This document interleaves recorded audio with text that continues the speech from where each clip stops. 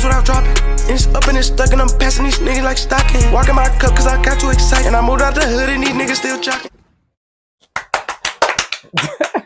Dlow versus Darius. I'm back on the Dlow with another special guest. Introduce yourself. I'm Zane. Hello. Brought my boy in here just to answer a couple questions that a lot of people had. Craziest one. I'm gonna just start off with the first one being the craziest one because we got so many different questions from so many different people that wanted to send stuff in, and some of these questions I couldn't even come up with myself. So first one said, do all gay people have AIDS? Confirmed. No, that is a fucking lie. That is just such a fucking lie. If anybody wanted to take the time to research how AIDS is transmitted, how AIDS was started, anybody would any source would tell you that is just completely incorrect.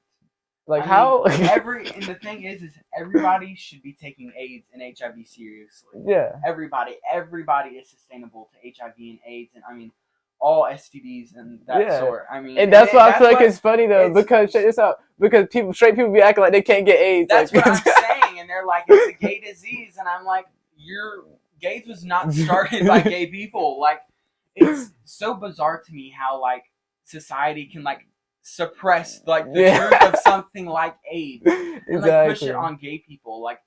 That is so barbaric to me. It's crazy. So next question. Do gay people want to push being gay on straight people?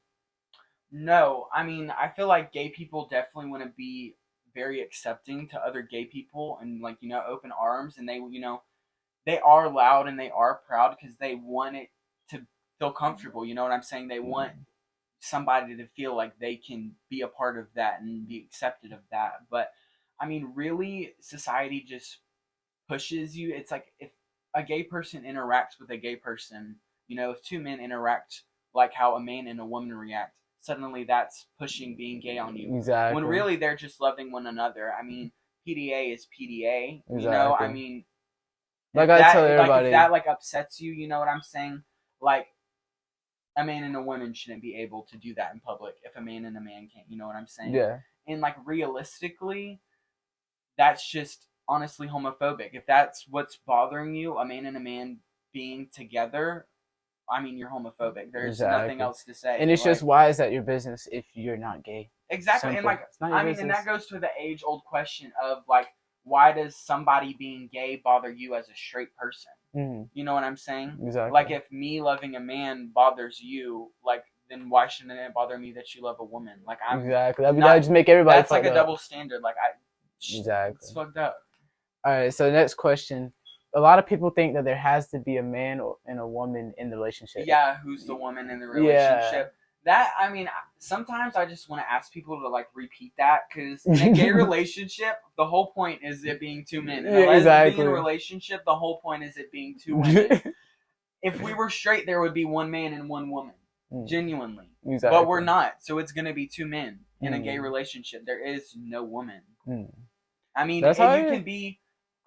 can be more feminine than the other, but they're still a man. If that's what they're identifying as, they're a gay couple. What they be talking about. They just be talking about gender roles. That's how, how people be. People just, it's crazy how people think they know so much about some shit that they don't even got nothing to do with. It always be just some straight people or talking about some whole bunch of shit about gay people. Bro. And what upsets me is if they did want to know something about it, there's so many resources to learn about that and how to be inclusive and they ain't gonna do that. All of that, but they just want to take the bits that they hear and piece that together and make that what the whole LGBTQ plus community is, and that's the stereotype they put on everybody.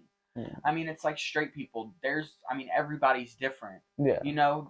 It's a spectrum to it all. Yeah. You know what I'm saying? We talked about it. Yeah. So last one.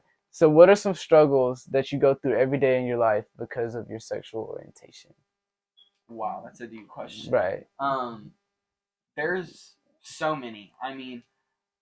A big one that I wish straight people understood is, a lot of gay people do have a coming out story, which honestly shouldn't be a thing.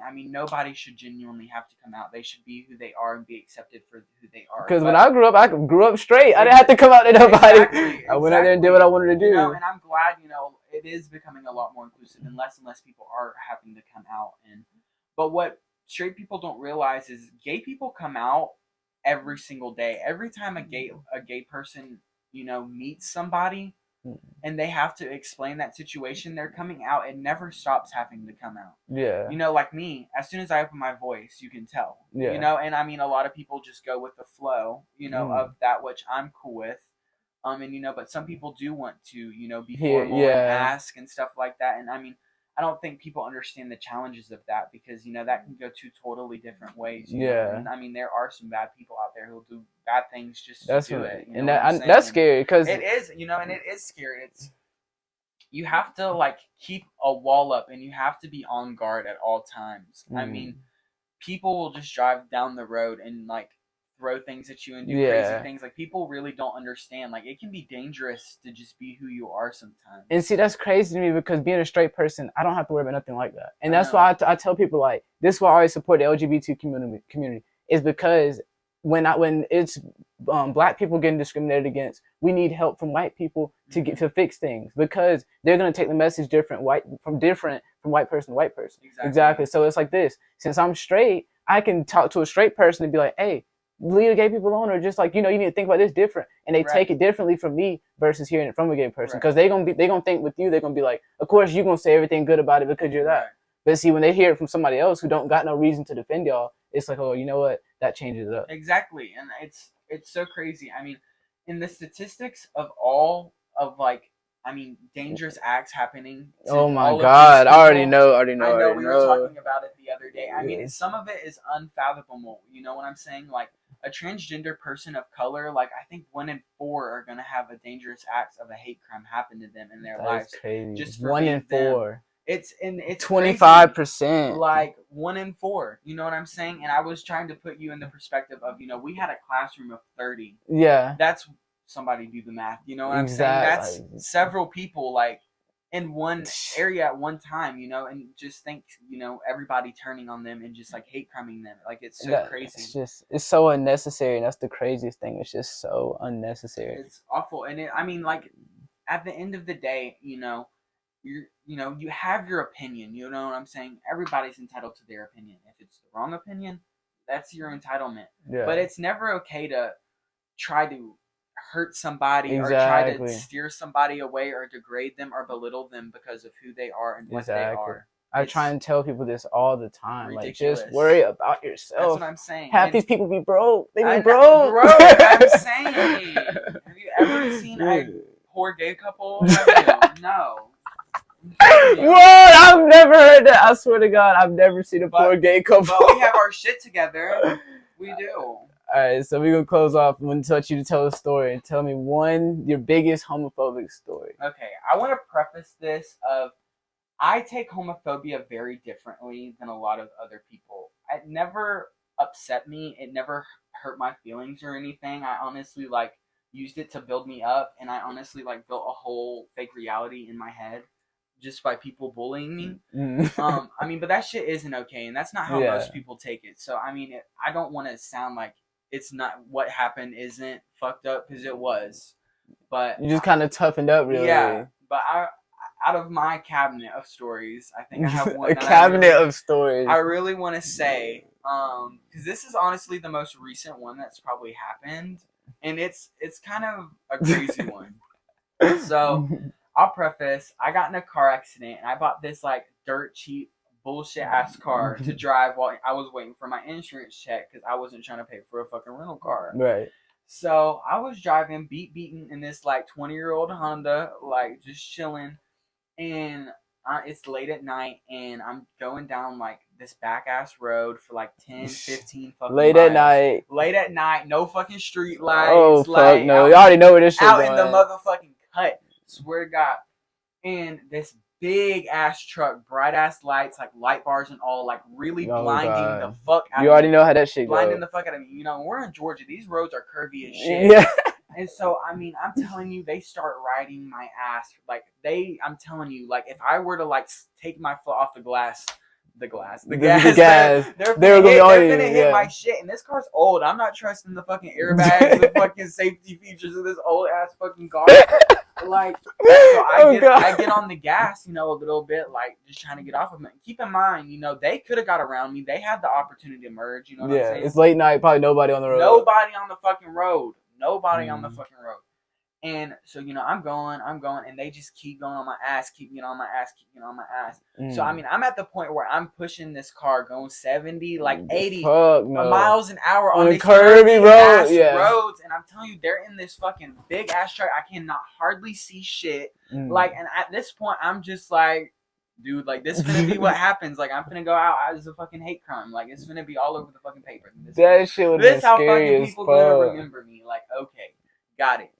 And so, I mean, I had to call 12. I had to. I mean, it was a life or death situation. I had to call 12. And so I'm on the phone with 12. I'm telling them what's up. I'm like, look, this is where I'm going. I don't know if I'm a wreck before then. This is the road I'm on. Because, you know, the road I was at, it was about to come to an end. And there's a really sharp-ass curve, and it's immediate a stop sign. And there's a busy-ass highway right there. So you can't go out there. So, I mean, I had to brake at this point. There was nothing else I could do. Dude comes up beside me, okay? Like, still chucking it. Takes a fucking Cookout milkshake, throws that shit in my fucking window. Because I was getting hot. I was so anxious. I was having so much anxiety. I had to put the windows down because I was freaking the fuck out. That should have pissed me off, bro. And as soon as I put that window down, he literally comes up beside me and throws that Cookout shake at me. And at this point, I'm thinking he's about to, like, pit maneuver my ass, and I'm about to just start, like, tumbling. But he brakes, and he gets back behind me. But at this point, like I said, I'm going around. I have to start braking. I go around this fucking fat-ass curve. I mean, I brake. I'm telling you, I'm skirting in this little fucking 2000 Honda. Going fast as fuck. Fast as fuck. Like, Tokyo drift around this fucking curve. Truck's still on my ass.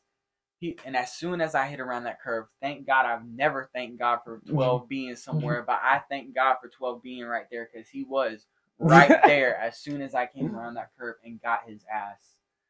And genuinely, like, I thought, like, that was one of the most life or death stories of, like, homophobia. And I'll preface, there was some gay stickers on the back of my car. Okay, I had a little gay flag.